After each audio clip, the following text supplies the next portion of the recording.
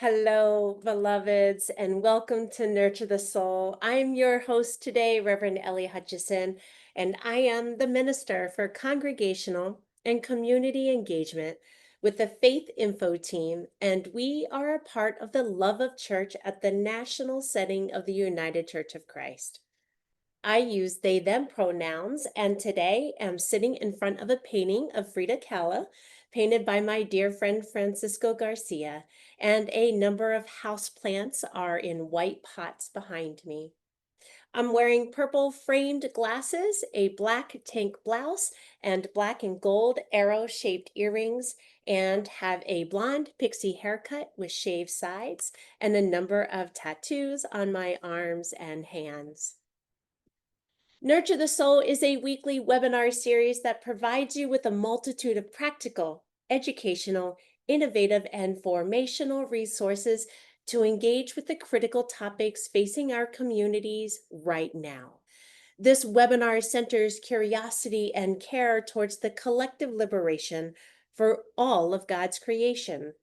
We feature an array of thought leaders to delve deeply into the topics that help us to live into a gospel for such a time as this. We hope that this virtual space is a space for connection that cultivates a curious and loving community, and that you join us every Thursday at 3:30 p.m. Eastern Time for our regular Nurture the Soul series, and from time to time, like today, for our special offerings. You can find a full list of upcoming digital programs at ucc.org/events or on all of our social media platforms. As a reminder, today and all of our Nurture the Soul webinars are recorded, and a link will be sent out to you within 72 hours or so. Or you can view the complete Nurture the Soul playlist on the YouTube link that will be placed into chat. And we hope that if these conversations move you, if what's offered here helps to enhance your ministry or even nurtures your soul, that you consider donating to the annual fund of the United Church of Christ by texting the letters UCC to the numbers 41444. We want to thank you for supporting us so that way we can support you in innovative and engaging ways. Thank you so much for joining us today. But before I bring today's guest to our screen, I'd like to remind you of some features that can be found in the bottom of your Zoom screen. And they are in the shape of dialogue bubbles. And the first one is a Q&A feature. We will be taking questions at the end of our session today. The first dialogue bubble with a question mark in the middle is for the Q&A. And then we have another dialogue bubble with 3 dots in the middle. That is our chat feature. I can see some of you are using that now. We hope that you continue to use the chat feature to introduce where you're zooming in from. What is your favorite expression, self-expression in the regards to art today, and then to continue the conversation amongst yourself. And then finally, we have that reactions feature. It is so fun to see the way that something lands with you that is shared by one of our invitees, one of our artists, one of our theologians or scholars or whomever. So if something moves you, please use that reaction feature. Our What's Next series, which today's special offering is a part of, began prior to the 2024 election cycle and was designed to help and educate us around those big questions of our faith. The special offering was curated to push back on the political ideology and divide that has become our nation's religion. And to live into a still speaking God, we are the embodiment of who and what we are called to be to one another, whether it be spiritually, culturally, or lovingly during a time when we are being pulled apart at the seams. And one of the best ways to do this is to explore the use of art in our times to help us live and understand and progress forward. And so it is such an honor and a pleasure to welcome Ally Markotich to the screen. Actually, it came through a national call out. I said to folks, if you are interested in participating in this exploration of art, please, reach out. And we had somebody who said, I don't think I'm the right person, but I know somebody who is. And Ally, it has been just such, I don't know, like I have like goosebumps because it has been so cool getting to know you, getting to know you many months ago and then recently again, and learning about all that is happening in your world. And I'm just so grateful that you're here Oh, and you said yes. oh my gosh. Thank you. Thank you so much for having me here. And I am delighted to be here and to be able to share really at my passion place, and that you have so many people here that want to tune in and just continue this conversation of how creativity can bring healing into our lives.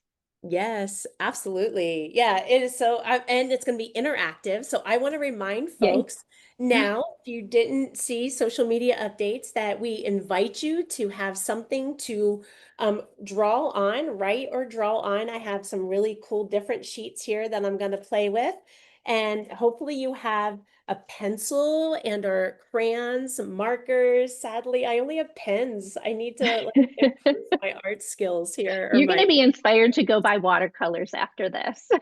Yes, and watercolors if you have those. So absolutely. So before we get started, I know that Ally, we had talked about the best way to engage in conversation today, and we do think partly a presentation and sharing your work and your story it was the best approach. But Yeah. before we delve into that, I would love to know first, how is your soul today? I think that my soul in this moment, I'm in gratitude. I'm in gratitude, like I just said, for being able to be here. And I love to be able to share at this, crossroads of creativity and spirituality. And so anytime I get a chance to do that, I definitely just feel grateful. And I'm grateful for we have sun here in North Carolina today and a nice breeze. And so I'm also grateful for that. Yes. Oh, I love that. Yeah, it's kind of cool. Well, okay, so it's like 96 where I'm at, but that's cool Oh because it's my been gosh. 110. So I'll take it. Well, I would love to turn it over to you to share a Okay. little bit about your story, the work that you've done, and then we'll get to tap in and practice. Absolutely. Well, and I feel like I will follow you just in just describing where I am today and what I'm wearing, and just kind of for those who might be calling in or be visually impaired. I am wearing bright orange because I'm ready for pumpkin spice and for all things fall. And I'm sitting in my Carolina room, which has really big windows in it, and it's just a great space for light and to be. For me, it's like being outside without being outside in a way. So I'm grateful to be able to do my artwork in this room. Calling in from North Carolina, in the middle part of the state where we have lots of longleaf pines, and so not near the beach and not near the mountains, but in the place where there's a lot of sand as our soil. And so that's a little bit about where I am in this moment. But I would love to share my screen and kind of take us into this presentation that I have for you all today, just about my work. Let me see here. Whoops. Jeez. It always I happens. apologize. It It always always happens. happens, right? I had it all up and ready to go, and I'm gonna have to pull it back up here. I apologize. That's okay. I'm just, I think we were sharing while you get this ready, Ally, about like how powerful art is, right? We have another What's Next, our final in the art series next Monday. But we are talking about how art has really helped to hold us during our lifetime, but really in this like past week. thinking about truth Yes. telling, thinking about Yes. comfort, thinking about the ways to build bridges. And yeah, I was excited for today and even next week because I need to be reminded of the power of art in ways that we can't even explore. And so yeah, so I'm just excited. So hopefully that gave you some delay to bring it up. Yes, that's Okay, it's good. perfect. It's perfect. Awesome. Oh gosh. Okay. Pulling up.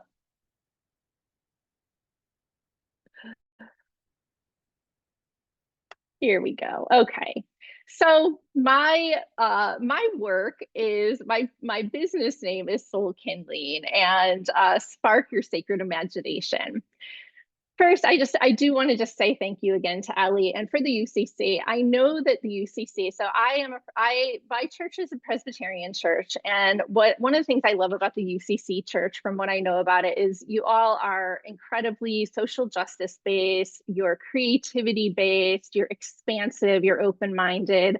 And I love that about the UCC. And so I really am just grateful that you are lifting up creativity and you're making it such a focus that you're having weekly gatherings on it, which I just find incredible. So thank you for the work that you're doing on that. You will notice that my artwork is very feminine. It's very feminine focused. My pronouns are she, her. And when I'm doing my work and really in that process of creating, the feminine naturally flows through my pen. And my art is very colorful. It's a very rainbow, like lots of, I'm always kind of playing around with how do colors flow together. And bringing in whimsy. I love kind of like whimsical, like magical kind of lines and symbols. But if you sit with the imagery, there is a depth and a story. And I believe that we all have this inside of us. And that's a little bit of what my talk and conversation will be today. So I work with the magic of art and words specifically as a spiritual creative practice to spark sacred imagination, prayerful possibility, and feminine intuition. And so I truly believe that creativity is all of our birthrights. And yet, so many of us fall away. One of the things that I would just want to say about that is that oftentimes that word creative is we use it as an adjective. We use it to describe maybe a person or an experience or an event instead of really weaving it through the very core essence of who we are. And so today this presentation is all about this invitation to remember yourself as sacred and creative. And I'll do this I'll share a little bit about my story. I'll talk about some of the myths that really can hold us back from ourselves as really claiming ourselves as creative and give you some antidotes. And then I'll end with this visual prayer process because I really want to give you a practical tool that you can take back to your churches, to your small groups, to your grandchildren. This is a process that you can do with children. And yet it has this visual surprise to it that really allows you to just kind of be in the moment and be in process. So that's how we'll complete today. So let's begin in the beginning with Genesis chapter 1, verse 1. In the beginning, God created. And a few years ago, this line I really just spent a lot of time meditating on this, that the very first sentence, the very first 5 words of scripture talks about the divine being a creator. And, later on in the chapter, we have human beings made in the image of this Trinitarian sacred creator, this parent child spirit. And this gives us absolute permission to claim ourselves as both sacred and creative, and really to sit with that and weave it into our lives. And yet, so many of us kind of fall away from it. So I thought I would just share a little bit about my disorientation and reorientation as a creator myself. I really do believe that we each begin with this creative blessing. We come into the world as being co-creators with the divine, whether we know it or we may not know it. I think that if we know it, we are doubly blessed. And I really want to encourage you that if you have children in your life, if you have children in your congregation, you can't go wrong with letting them know that they are artists, that they are creative, that you see something in them, that they have that this natural ability of expression inside of them. That for me, as a child, that was something that I was gifted with. I had people in my life who did breathe that into me. And so from a very young age, I really connected with that part of myself. I saw myself as a creator. I saw myself as an artist. And I wanted to go to art school. And I had the blessing of being able to do that. I did go to a 4-year art school. But art school comes, I think of it as like the best of times and the worst of times, because art school has a tendency, I call it the 3 C's. You have comparison, competition, and critiquing. And those 3 things can really grind you down as, as someone who is in the arts. Now, if you're not in the arts, you will find your own way to, and we'll talk about those that can grind us down, right? And my dark night was when I came out of art school and I had taken a job at a design firm, and it was kind of a trial. They were just giving me a trial run for about 6 weeks. And at the end of 6 weeks, they said, you're just not a fit. Like, and when I look back at it now, I can see that I was too green for what they needed. I just didn't have the experience. But in that moment, it was a split for me. And at that moment, it almost, I think, split myself away from really knowing myself as a creator to taking it like apart, where I started to see creativity as more of an activity, something that you might do every once in a while. You might engage it sometimes, but it was no longer really how I viewed myself. And so life carries on, right? And in my early 30s, that was when I really started to ask these deeper faith questions and went on this spiritual quest of wanting to know who is God and who is love and where is this? And I really jumped into the life of the church. I got involved in all the things, in small groups and in committee meetings and all those things. And it was good. I dove into a lot of learning. Um, and eventually I found my way into the practices of spiritual formation, the contemplative practices, and that was a movement from doing into being. And that, I think, is something that creativity offers us. And especially in the life of our churches, which can be very busy and can be very full of activities, which also serves a purpose. But creativity slows us down and it invites us in to the deeper well within us. So this was like a period of time in my life when I started to remember myself as both sacred and creative. I was coming back to that verse of be still and know. And a lot of this was, sometimes I would try meditation and sometimes I would just sit with a blank page and see what would come out. But there was something about this practice of showing up to it where I was beginning to really receive love in the nothingness, that I didn't have to strive in order to receive that love. And in this, I was discovering this deeper well within myself. And it was daring me to return back to that creative blessing that I knew as that as a little young child, I was daring to return to my creative roots. And I kind of set forth into the unknown because I didn't necessarily have somebody in the life of the church that could guide me in this. This was probably about 10, 15 years ago now. But I was starting to discover that creativity could be a spiritual practice, that this could be a way to create in relationship with divine love. And I took some art classes with a teacher who was very much about intention and guiding us to set an intention when we create. And so by setting an intention, the intention could be, this is simply an offering to the divine. This is a prayer to the divine. This is a moment just to touch in and see what I'm feeling. Where am like just like that question that Ellie asked me in the beginning, where is my soul in this moment?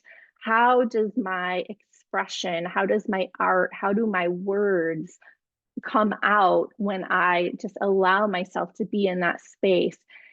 In this way, it was allowing me to release the outcome. I was no longer having to create a pretty piece of art. I was no longer having to, look at a picture and try to mimic it.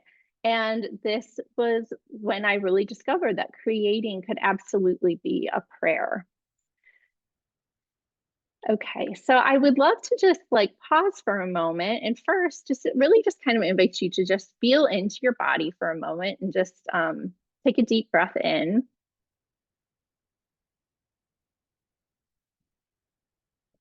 Love to kind of bring a little bit of that embodiment in. And I'm going to read a poem from my book called Soul Kindling, Ignite Your Sacred Art. And the poem is called Hands of Creation. And if it helps, and if you're in a place where you can, I invite you to just kind of close your eyes and listen in. I hold a secret behind the curtain. This secret is too good to keep to myself. After all, secrets need fresh air to breathe, and they need spoken breath to transform into something delicious. I'm ready to tell you. Are you listening? Here it is. Everyone has hands of creation. Now, you may not think this is a big deal, or you may look at your own hands and think, what, my hands? You must be mistaken. No, I am not kidding you. This is serious whimsiness. I urge you to untie the tails that keep your hands bound. You know the one, where your hands have nothing important to add. This, a downcast story. Do you sense your shoulders crouch? Or this one, the belief your hands need to control creation. This, a dangerous rumble. Do you feel your belly quake? It's time for a stronger faith, a truer conviction. There, let your hands be a conduit for creation, a hollow flute for fortune to flow through, a communion with the splendor within. Keep one eye closed to conceive, one open to hone your attention, one hand behind the secret veil, one caressing the pulse of creation. This is the access to where and how ideas abound. This is the clue to what your hands want to form. This is the passage to a thriving life. The secret has been with you all along. You, the holder of two ripe hands, ready to grow something beautiful. All you need to do is release your grip.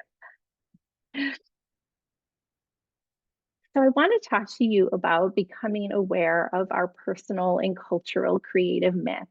And again, this is a question that you might take with you from our space today and really allow yourself to simmer on this and kind of think about what are your own personal myths that you have about yourself as a creator. The very first one that I hear very often in my work is I'm not creative. If I get into a conversation with somebody and they ask what it is that I do, right? Not who I am, but what, we love that question of what do we do? That question of, or that response of I'm not creative is very much one that comes up. And it always like hurts my heart a little bit when I hear it.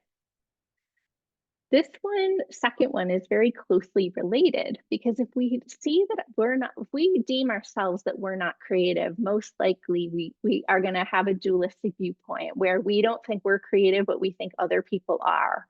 And we might see ourselves as creative and we might see that other people aren't as creative as we are. And so it almost, to me, it sets up this hierarchy. It can set up almost like we can either feel a little better about ourselves or a little bit worse about ourselves. So there's some healing that needs to be done around that.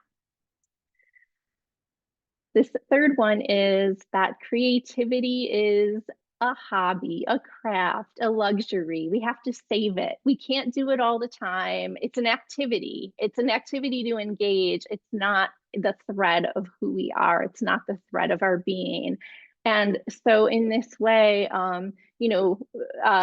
many of us may have been told that, we can't focus on creativity as it's not a real job, right? Like that's another one. It's not you can't be in the creative realm as a real job. So that's another myth that we have in our culture.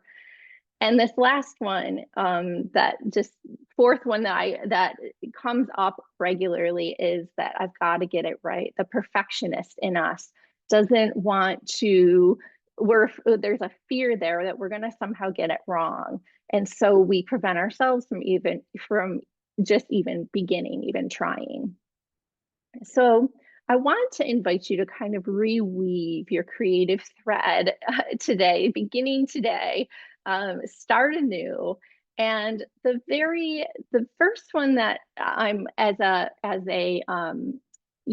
balm for yourself as you kind of go forward is this making friends with your inner critic. Now, is a lot of teaching right now about this. Elizabeth Gilbert talks about it, Brene Brown talks about it, but it is an important one because becoming aware of that inner message that we have matters. And if we can refine it to not just a general critic, but particularly our creative critic, what is our creative critic saying to us? You're going to mess it up. Oh, it doesn't look the right way. Oh, that's so ugly. Why did you do it like that? I mean, there's just, we have an inner dialogue that goes with us when we are singing a song, when we are dancing our dance, when we are making a visual mark on the page.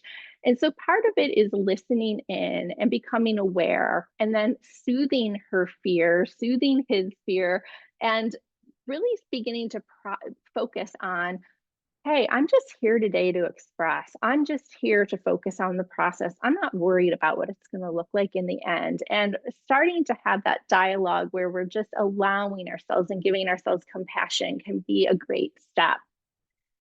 Now, for those of you who don't really see yourselves as visual artists, this is another great way to just connect in with yourself as a creator, is to start connecting in more with your senses and becoming present, being embodied, listening to the whole of your body. All wonderful artists and writers and creators are naturally people who go outside and might look at a flower for 10 minutes and write what they, Mary Oliver, just like read some of her poetry, and, Georgia O'Keeffe, I mean, these people who really are noticing details. And part of being a creator means that you are the kind of person that you're slowing down and you're observing, you're being detail, or you're just noticing some details. You're honoring it. You're honoring what you see and hear, that you're honoring your intuitive sense, that gut feeling that you have inside of you, the touch and the feel of things. That's part of the way that we start to weave back in with our creativity. Now, if you dare to make a mark on a page, I want to tell you that your mark making holds magic. And when you start to really practice and show up to making lines and making marks and just saying, I am going to doodle for 10 minutes a day, become curious to what is rising on the page to you. Allow surprise to greet you, and start to become curious to what your personal symbols are, to what the story might be. If you're always drawing eyeballs on your page, well, what are you seeking? I mean, like just ask that question, or what am I looking for in my life right now? And if something comes up that is ugly or that you don't like, lean into that resistance. And instead of judging it, try to ask questions of it. And that's a great way that you can bring compassion to your process. A huge part of my story is that the sacred mother really started to come through for me when I started to engage with creativity as a practice and reweaving in the energy, the mother energy, into my life, especially the divine mother. And to me, she is the one who starts to weave more intuition in. And we can look at the cycles of the womb cycles, that life births from dark. That she is one who stands for the oppressed, that beauty and peace are her way. Rest is huge with the mother, taking a nap in the afternoon. These things are good for us. And so it brings healing into our places and spaces. So some of the, benefits of just really beginning to do this work of remembering yourself and claiming yourself as a sacred creator is that you really start to have more communion with not only yourself, but with your environment, with the other people around you. Um, because you start to really know what matters to you. You start to see your values. They come through the page, they come through the page, they come through the song, they come through your expression. You start, you might you'll discover the colors that you naturally are drawn to. And if you know your colors, well, then you're going to want those in your wardrobe and you're going to want those in your house. And it all starts to weave together, and you start to just really ignite possibility and imagination for your story, because every day starts to become an adventure. Every day starts to become, you're looking through the lens of your life as a creator. You're instead of maybe some other lenses that are easy to wear. We can look through our life, through the lens of blame, or through the lens of victimhood, or the lens of the mundane, where it's everything's kind of boring. What happens when we put our these sacred goggles on of creation? We start to activate healing and vision for our life. So um, I will just share. I have a book. It is like poetry and art is woven all throughout it, and it kind of goes through these cycles of starting with coming back to yourself, identity. I am creative, moving into pilgrimage, like setting forth in your life into that creative story for yourself, opening your arms and your hands to wonder, and then weaving the feminine in. So in a few minutes I'm gonna take you into prayer square. But Ellie, I'm sure maybe we want to just have a quick conversation or something. Yeah, absolutely. Thank you. Oh my gosh, I have so many questions. But before I do that, I would love to ask for those of you who are viewing us live at this time, you have that Q&A feature at the bottom of your Zoom screen. And it is a dialogue bubble with a question mark in it. Please, and I invite you to share some questions in that area. But oh my gosh. So as a creative writer and a poet myself, I had a writing professor say during an MFA program that I never finished that it doesn't matter if you're not actively writing. If you are observing, Hmm. then you are a writer. Stop, like because many Yeah. of us are like, but I'm not writing right now, so I'm not really a Ah, writer, and so yes. I wonder what, and so then the secret is, well, how do you get out of the writer's block or the artist block or Yeah. whatever. So that's always going to be a question that I ask creatives because you Yeah. share, there was a period of time of kind of like when you were Yeah. questioning. And so what was that spark that maybe invited you back into that creative space that had you engage differently with like your Yeah. own blocks that we put up ourselves? I think like this is where community just really starts to be important for us, because if Mm, you have and it's like I really find that, like, for me, community is not necessarily a giant community, but it is my inner circle of people who like know me at that kind of soulful spiritual level. mm, So when I was kind of moving through my spiritual formation coursework, I had met some good friends, and they knew that I had a creative background and an artist background. And I did have a friend say to me, Ally, why don't you let your art be your prayer? And that was such an invitation, like, wait, what?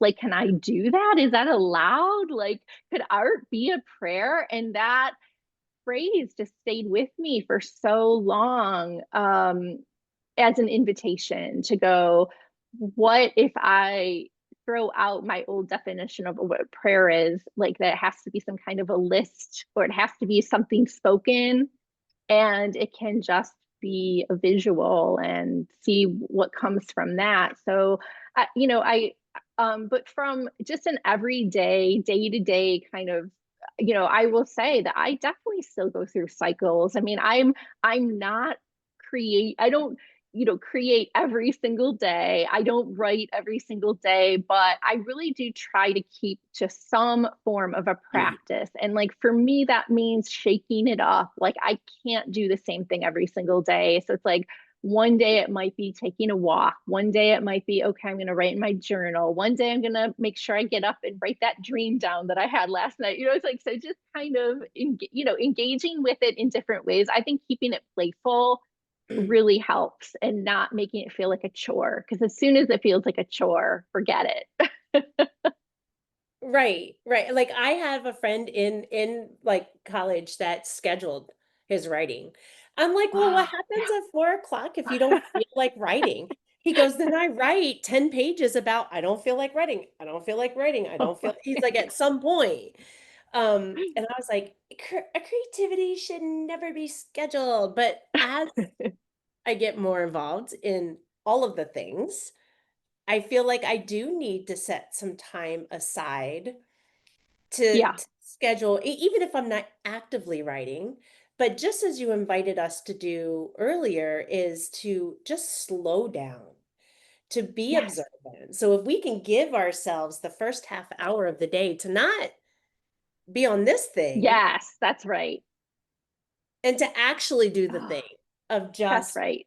yeah, yeah. Yeah, So like I have like a big cushy pillow in my bedroom that is like one of those kind of like, it has like the little arms and everything. It's like in the morning, I get my cup of coffee, I go back into my comfy, cozy bed spot, and I get my journal out. And a lot of mornings, that's how I begin my day is like with journaling. So it's like, but the importance of doing those like little ritual things for yourself that make it feel like you're really showing up to, like, you are creating this luxurious space, this sanctuary space for yourself, for you and the divine to be together. I think that those things also aid us to want to show up for it. If we're just going like waking up and being like, oh, I gotta just like write something out, it's harder. But if we just go, oh, I'm going to add that extra little cinnamon into my coffee this morning, buy a great pen to write with, and have really nice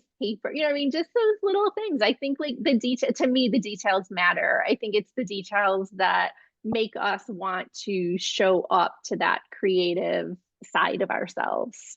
yes. Oh, amen. I love that. Someone did ask in the Q&A, what were the three C's again that you had mentioned at the beginning? Oh, comparison, competition, and critiquing.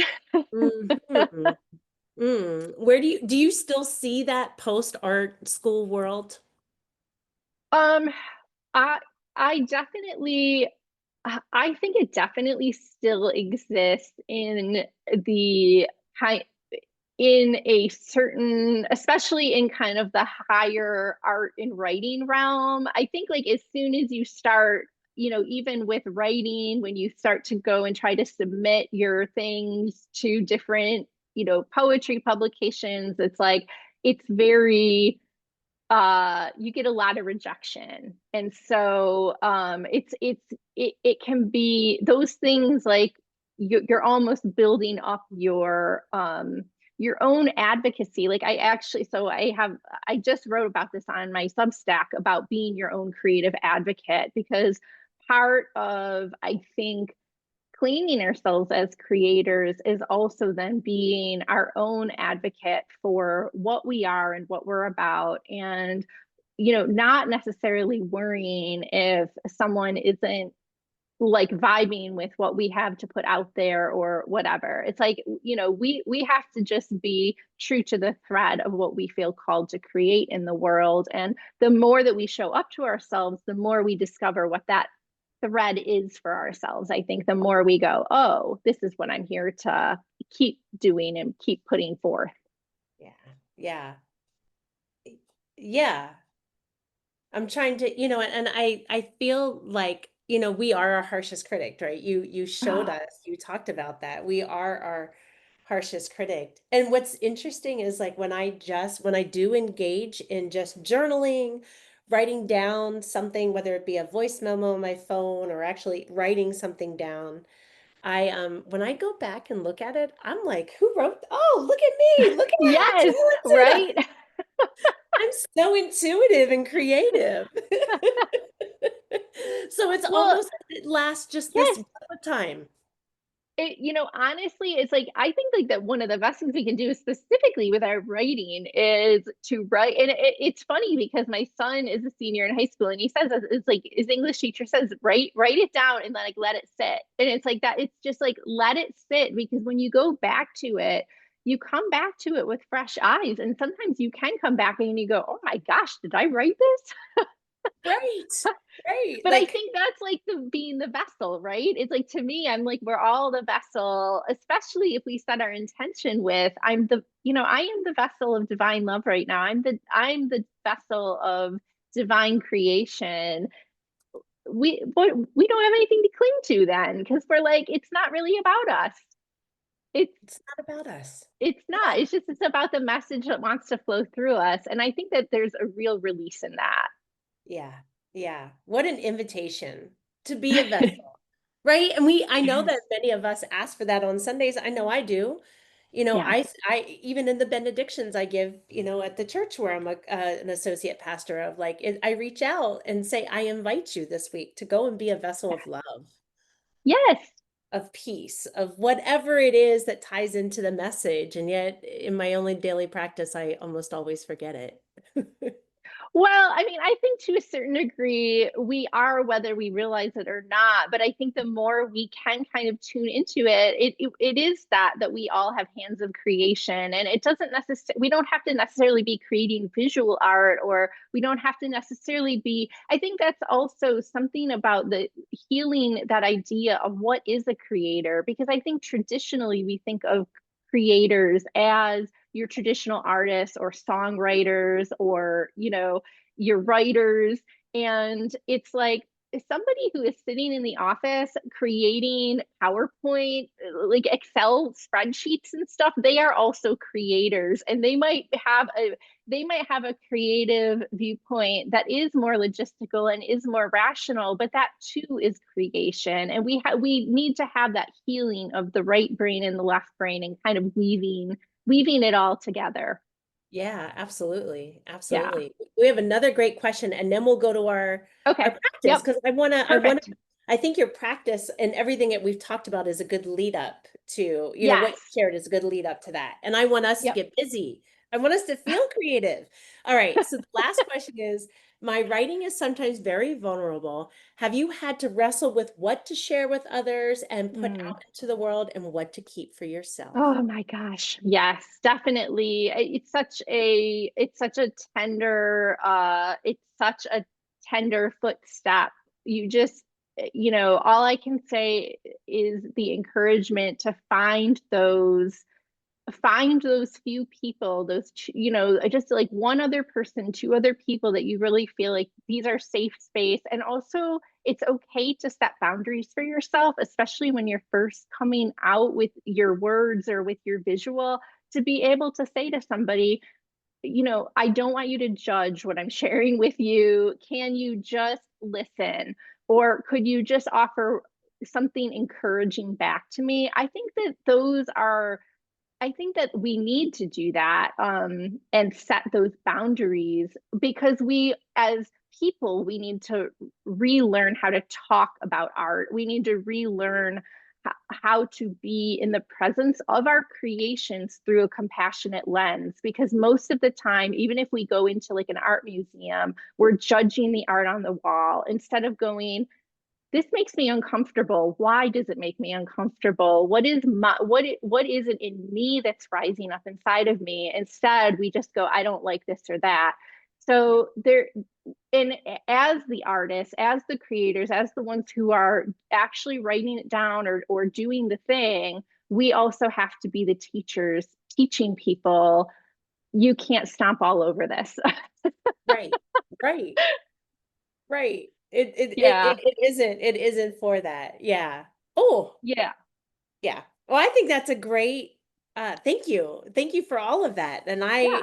yeah, let's get busy. Let's get Yeah. Okay. So I'm gonna, I'm just gonna put my other camera on here. Okay, so I just first wanted to show you like so this is my journal. This is my kind of sketchbook of these. I call them prayer squares, and I have a little, today you can just draw a square, but I do have a little a 3x3. This is 3x3. You can also, sometimes the tea bags that you buy are in a square, and you can like bring a tea bag with you wherever you go, and then you'll have it so you can trace it. But I just use it as a tracer. And in a 7x10 mixed media sketchbook, you can get 6 of these on a page. So I just kind of wanted to show you, this is like my weekly practice that I do for myself. I sit down and do one of these a week. And they take about 10 to 15 minutes. And so I invite you to start out with a square on your page and with a pencil if you have it. And the very first thing is to just tune into the prayer that you want to write. And so you just write a prayer, and even to just tune into, is this a prayer for myself? Is it a prayer for someone I know? Or is it a prayer for the greater world? And to just respond to that. And so to go ahead and initially write your prayer.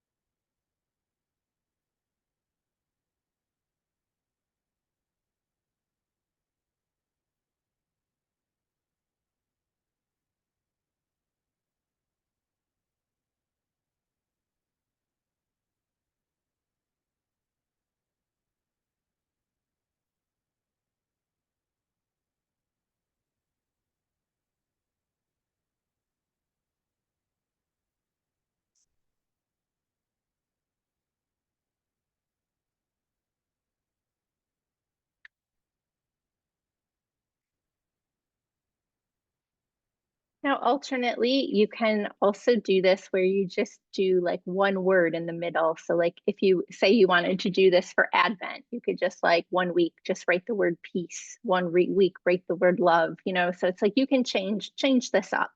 But once you have your written prayer, then you take a marker or a pen, and this is your release line. You're almost thinking of this as just being present with Creator, and you're releasing this prayer to divine love. And you don't want to overthink it. You just like let your pen go where it wants to go, and then end when it wants to end.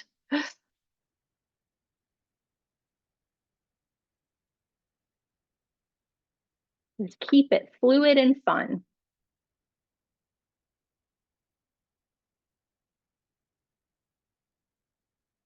And then once you have your line drawn, this is when that observation comes in, because now you can look at your prayer, and you can also kind of start to turn it and just kind of notice what you notice inside of it. See if anything, it might all of a sudden look like a tree, or you might see a heart, or you might see a person, and you just kind of shift it around a couple different ways, and you just see where you want to land.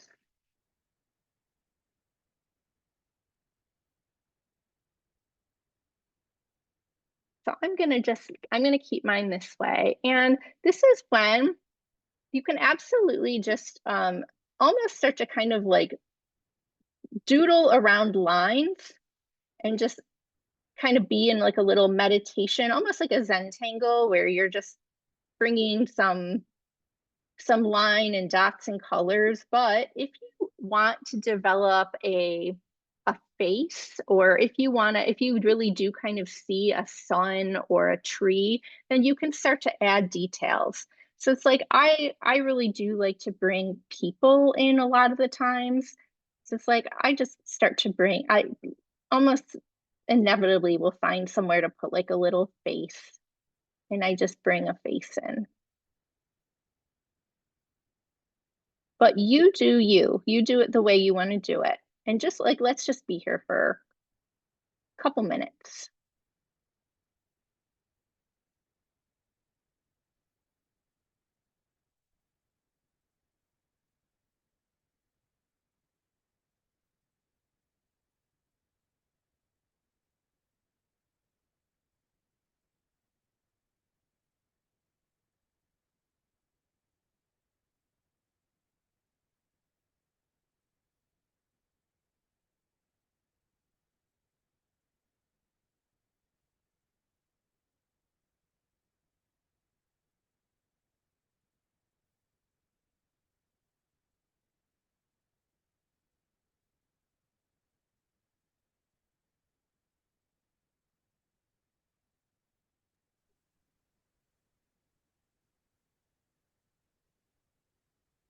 I'm super curious, Ally, at how many people are doing this right now that are trying to mimic what you're doing. Because I just caught myself doing that. Let me do what they're doing because they're doing the good work. I like what they're doing. Well, and I do think that sometimes that's natural. Initially, we do mimic, but if we keep to the practice, we find our own way and our own style. And I think that's part of it is giving ourselves permission to then go in a whole new direction. And so be where you are. If you really just are following along with me, that's totally fine.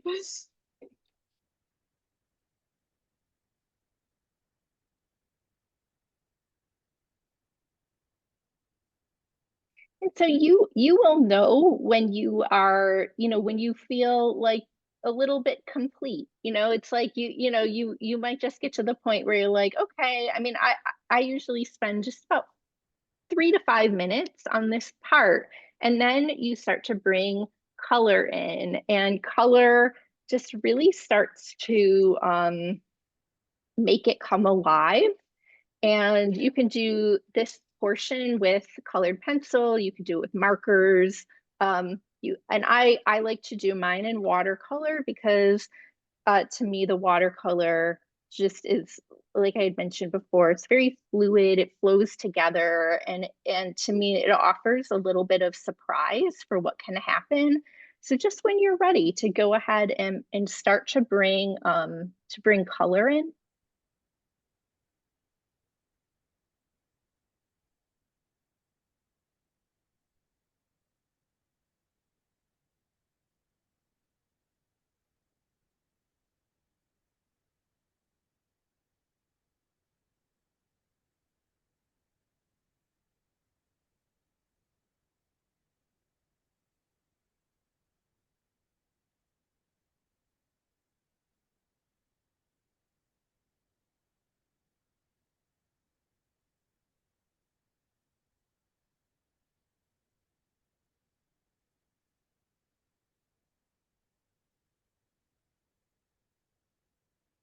Hmm.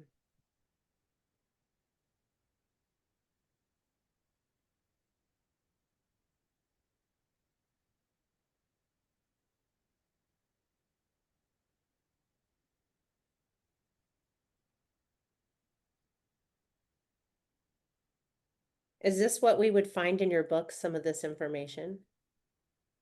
So this practice is in my book. So it's at the very back of the book. It shows you the 4-step process. And then I have a lot of, imagery and stuff that I have done using a similar process where it's just kind of this free flowing line, and I kind of follow it and see what wants to arise. And for me, that really helps with my own perfectionism because I can kind of be somebody who if I'm trying to if I'm starting with an end in mind, I can get really hard on myself. And so this way of creating where it's almost like I'm letting the line lead me is such a more interesting way that I found for myself to create, because I really am able to release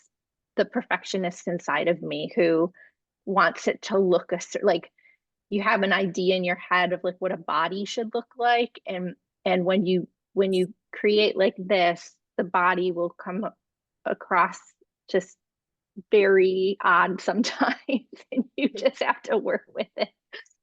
So, It is very childlike, I must say, like as I'm creating something, it reminds me of being when our toddlers draw pictures and they come home and I'm like, "Oh, so yes. that's what I look like to you." Yeah. Okay, cool.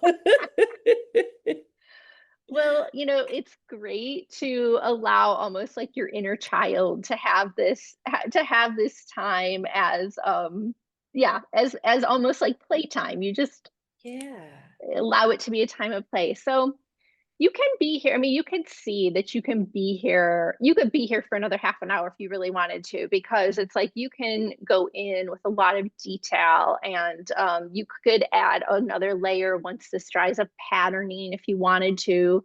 But what I always invite people to do is, once you have your image, created and colored, and just for time's sake today, inviting people to kind of pause now and just look at your image, and as if this image is now writing you a message, and as if this image has has something to say to you. What is it that what is the message that is coming through? And a lot of times what I'll do is then I will write that message around the border of my prayer.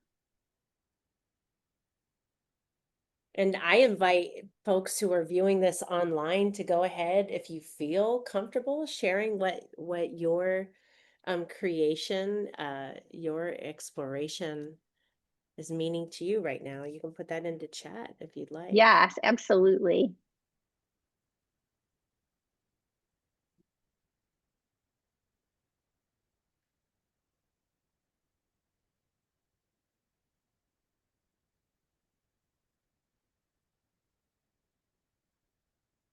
So, and I will just, I'll point out a few things just on my own so that you can kind of see like the way that I would go about kind of interpreting like my own. So, some of the things that you can look at when you're looking at your own image is things like, if you have a person, where is their gaze? Is their gaze straight ahead? Is it looking forward? Is it looking back? And how might that inform? What are other symbols that so it's interesting because, like, for me, I created this spiral above her head, and I just kind of did it because I like the spiral, but then it turned into a rose. And Mm, so, the rose for me is very much a feminine, maternal kind of symbol of hope, and also both beauty and thorns. So that both and mm, then, the blue, again, it came through, but to me, it almost looks like a river.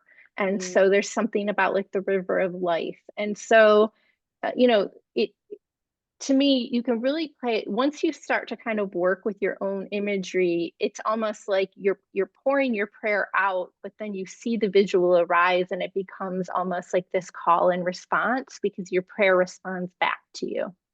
Yeah.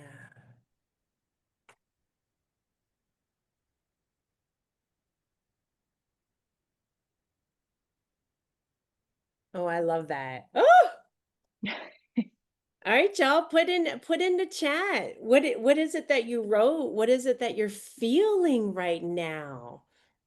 Um, yeah, and while you are putting that into chat now, I want to ask, there is a question, but what if I can't draw? I find it very threatening. It's interesting that that's the term. Yeah, but yeah, what do you recommend? Yeah, well, and I think like that's why this type, that's why I feel like this practice is a powerful practice, because that release line releases you from having to, it doesn't even have to look like anything. And you don't have to turn it in, don't have to turn it into anything. You could just allow then yourself the space to color and paint.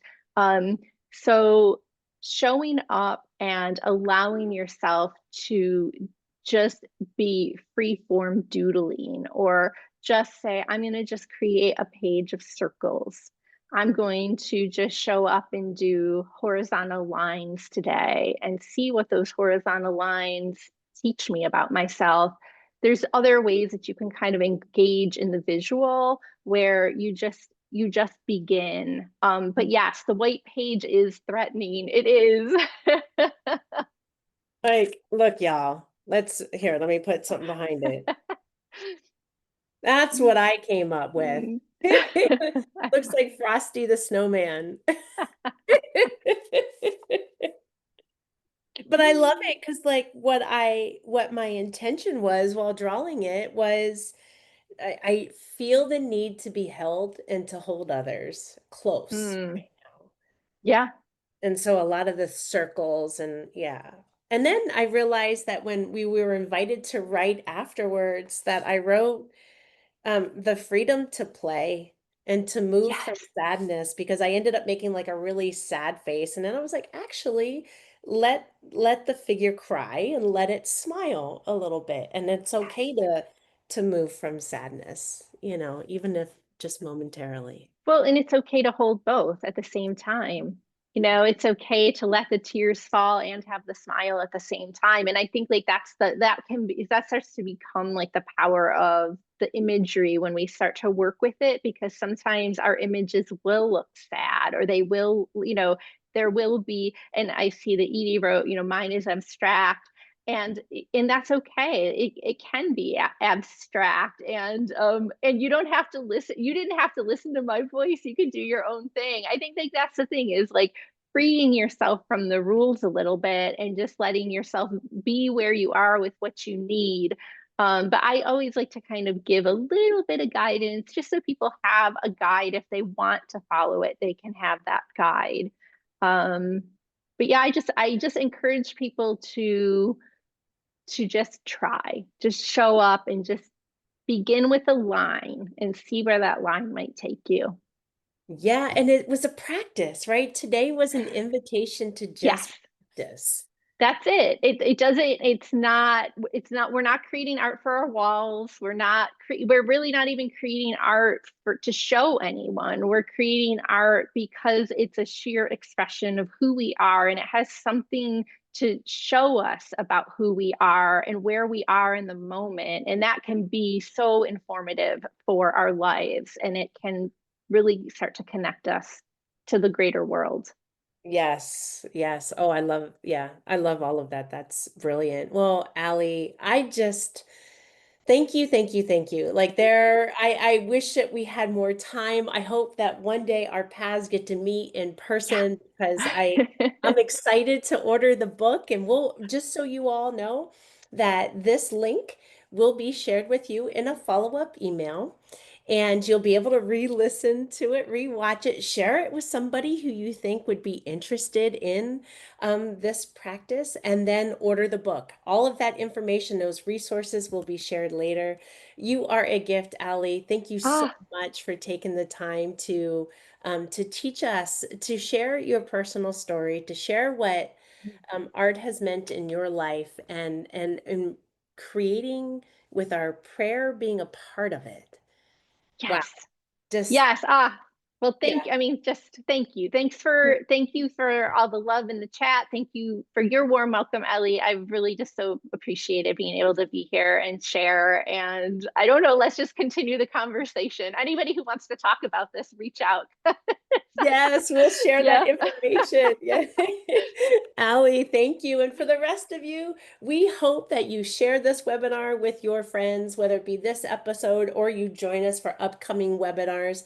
We do have, and I love the questions and the crowdsourcing of the chat and you sharing and being vulnerable with us in this space and really, really showing up for yourself in the uncomfortableness of perhaps perfection or whatever.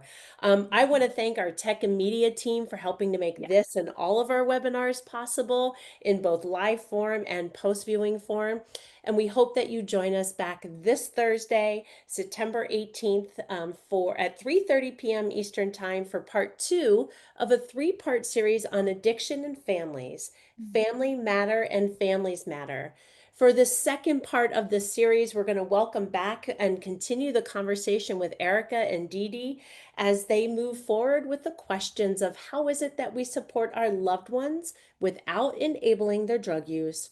Or does that even really matter? So we'll take a deep dive into all of the different options that families have access today beyond just traditional intervention. And we are going to be deep in conversation today. So I'm excited for that. I'm excited for each and every one of you joining us. Thank you, Allie. And I just would like to send us forth with a blessing, if I may.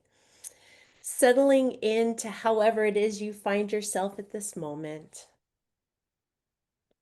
becoming grounded into your space. Our Holy Creator, what a name to give you. the Creator. You have given us each the space in which to create a sense of love, freedom, justice, curiosity, liberation, and all of the things in so many different ways. Whether it be through our curious thoughts and our stories that are shared, to our expressions through art, through clothing, through song, through film, whatever it is. Be with us today and all of the days as we push through those walls that we put up to protect us from the unknown. Let us live free into our expressions of who we are, and let us be free in receiving the expressions of someone else and who they are, now and always. Amen. Amen. Thank you, Ally. Thank you. Bye, everyone.